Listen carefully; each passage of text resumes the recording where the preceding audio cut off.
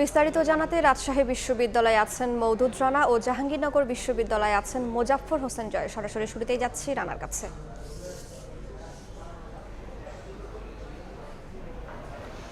2024-25 শিক্ষাবর্ষের শিক্ষার্থীরা ভোটাধিকার এবং নির্বাচনে প্রার্থী হওয়ার সুযোগ পেয়ে দারুণ উচ্ছ্বসিত এবং তারা আজকে সকাল থেকেই উৎসবমুখর পরিবেশে মনোনয়নপত্র সংগ্রহ করছেন। এখন পর্যন্ত 14 জন আজকে মনোনয়নপত্র সংগ্রহ করছেন। এ নিয়ে রাজশাহী বিশ্ববিদ্যালয়ের কেন্দ্রীয় ছাত্র সংসদ এবং ছাত্র সিনেট প্রতিনিধি নির্বাচনে 434 জন মনোনয়নপত্র সংগ্রহ করলেন। অন্যদিকে হল সংসদে অন্তত 600 জন তারা মনোনয়ন সংগ্রহ করেছেন। এখানকার নবীন শিক্ষার্থীরা যেটি বলছেন যে তারা প্রথমবারের মতো এই রাকসু নির্বাচনে অংশগ্রহণের সুযোগ পাচ্ছেন এবং তাতে তারা তাদের যে নেতৃত্বের গুণ সেটি বিকশিত হবে এবং তারা শিক্ষার্থীদের জন্য কাজ করতে পারবেন। এবং আপনাকে জানিয়ে রাখি যে আজই এই নবীন শিক্ষার্থীদের যে ডোপ টেস্টের নমুনা দেওয়ার শেষ দিন, তারা সকাল থেকে দুপুর পর্যন্ত সেই ডোপ টেস্টের নমুনা দিয়েছেন এবং এখানকার প্রশাসন যেটি বলছেন যে আগামীকাল থেকে মনোনয়নপত্র জমা দেওয়ার কাজ শুরু হবে এবং তার আগেই ডোপ টেস্টের যে রিপোর্ট সেটি শিক্ষার্থীরা পাবেন। আপনাকে জানিয়ে রাখি যে 10টি প্যানেল এবং স্বতন্ত্র পদে এই সব প্রার্থীরা অংশ নিচ্ছেন এবং তারা যেটি বলছেন যে এই নির্বাচন নিয়ে এক ধরনের সংশয় ছিল এবং নানান ধরনের উদ্বেগ উৎকণ্ঠা ছিল। তারা জানিয়েছেন যে টানা আন্দোলনের পর 2024-25 শিক্ষাবর্ষের শিক্ষার্থীরা ভোটাধিকার এবং প্রার্থিতা সুযোগ পেয়েছেন এবং সে কারণে যারা আন্দোলন করেছেন তাদেরকে ধন্যবাদ দিচ্ছেন। একই সাথে রাকসু নির্বাচন কমিশনকে তারা ধন্যবাদ দিচ্ছেন।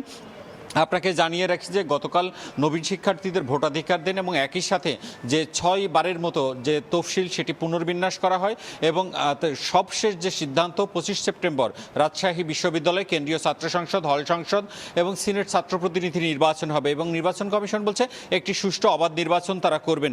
আমরা এখন যাব জাহাঙ্গীরনগর বিশ্ববিদ্যালয়ে, সেখানে সহকর্মী জয় রয়েছেন, তিনি সেখানকার কেন্দ্রীয় ছাত্র সংসদ নির্বাচনের খবর জানাবেন। কিন্তু জাকসু নির্বাচনে তীব্র তাপদাহ বা গরম উপেক্ষা করে কিন্তু নির্বাচন পরিচালনা করছে বা প্রচারণা চালাচ্ছে বিভিন্ন প্যানেলের প্রার্থীরা। আপনারা দেখতে পাচ্ছেন যে জাহাঙ্গীরনগর বিশ্ববিদ্যালয়ে এই নির্বাচনী প্রচারণাকালীন সময়ে মূলত যারা এখানে গাছের ছায়ায় বসে আছেন তারা মূলত নির্বাচনী প্রচারণা চালিয়ে ক্লান্ত হয়ে এখানে বসে আছেন। জানিয়ে রাখতে চাই আজকে 6ষ্ঠ দিনের মতো জাহাঙ্গীরনগর বিশ্ববিদ্যালয়ে নির্বাচনী প্রচারণা কার্যক্রমে অংশ নিয়েছে বিভিন্ন প্যানেলের প্রার্থীরা। সকাল থেকে আমরা দেখেছি যে গণতান্ত্রিক যে ছাত্র ফোরাম রয়েছে এবং একই সাথে কিন্তু জাতীয়তাবাদী ছাত্র দলের যে প্যানেল তারাও কিন্তু নির্বাচনী প্রচারণায় অংশগ্রহণ করেছে এবং নির্বাচনে বিভিন্ন প্রার্থীদের কাছে যে নিজেদের পক্ষে প্রতিশ্রুতি দিচ্ছেন এবং ভোট চাচ্ছেন। নির্বাচনী প্রচারণায় অংশ নিয়েছে স্বতন্ত্র শিক্ষার্থী সম্মিলিত যে জোট রয়েছে সেটি এবং ঐক্য ফোরাম এবং সম্প্রীতি ঐক্য নামে যে সমস্ত প্যানেলগুলো, স্বতন্ত্র প্রার্থীদের প্যানেলগুলো রয়েছে। এছাড়াও কিন্তু নির্বাচনী প্রচারণায় অংশ নিয়েছেন বিভিন্ন স্বতন্ত্র প্রার্থীরা যারা বিভিন্ন পদে নির্বাচন করছেন।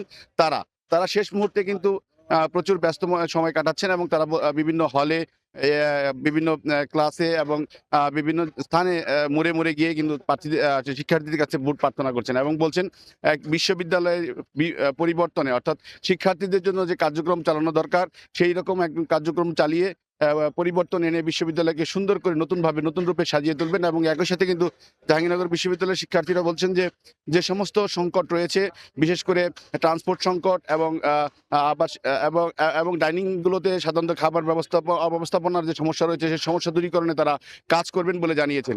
তো জাহাঙ্গীরনগর বিশ্ববিদ্যালয়ের নির্বাচন কিন্তু ইতিমধ্যেই জমে উঠেছে এবং 6ষ্ঠ দিনের মতো আজকে নির্বাচন প্রচারণা করছে প্রার্থীরা। এই ছিল আমার কাছে জাহাঙ্গীরনগর বিশ্ববিদ্যালয় থেকে জাকসু নির্বাচনের সর্বশেষ তথ্য। এতক্ষণ সরাসরি যুক্ত ছিলাম জাহাঙ্গীরনগর ও রাজশাহী বিশ্ববিদ্যালয়ে।